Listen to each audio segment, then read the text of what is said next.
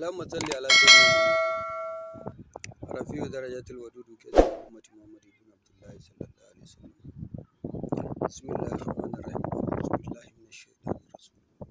Ga itace nan yan uwa zan ba ku shi. Ka duba itacen mai kyau.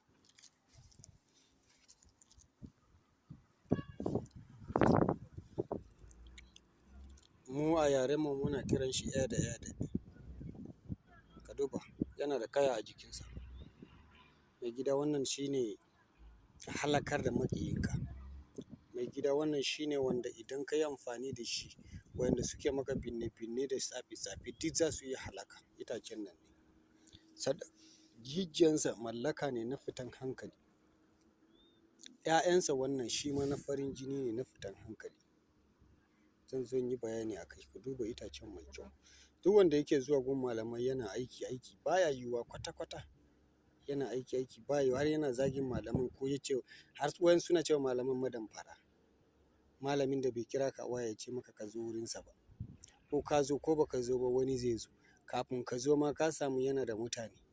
In ka daina zuwa ma bari hana rahaman Ubangiji ya zo wurin. Kai ma da kanka ko kuma ke ma da kanki kun abin ya fi ƙarfinki. In baki samu nasara ba gun Ubangiji. Amma wa'yansu tunaninnika mu duba kan mu gani. Kafin ka je gun shi gun malamai nawa ka je bai yi ba. To dama ma hasadi ko kuma wanda yake da kokonto duk inda ya je koma baya ne. Allah ya sa mu dace. Wannan idan akwai sihiri ko iska ko baƙin iska ko aljanu ko kuma duk abin da kai dai baya yiwuwa ka nema wannan itacen kawai. Ko guda ɗaya haka ma ya wadatar. Muna kiran shi ede ede. In ka cire za ka daka ne in yayi laushi za ka dinga wanka da shi.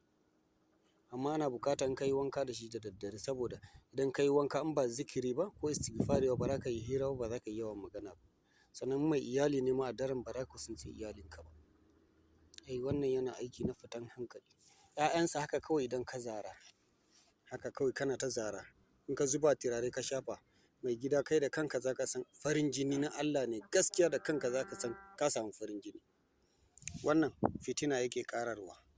Muna kiran shi ceganabali.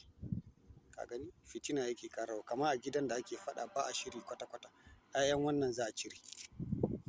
Ko kuma ke da mijinki kuna tare baya yi ba kwa shiri kwata-kwata. ‘Ya'yan wannan za ka cire ka daka. In yayi laushi sai a sa abinci da sunan mai shi kuma yana kama mutum yana mallaka. Don wannan ka zuba turare yanzu ka kira sunan mutum ka shafa fuskanka.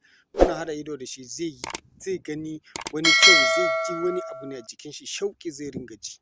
Wannan ga bishiyan shi.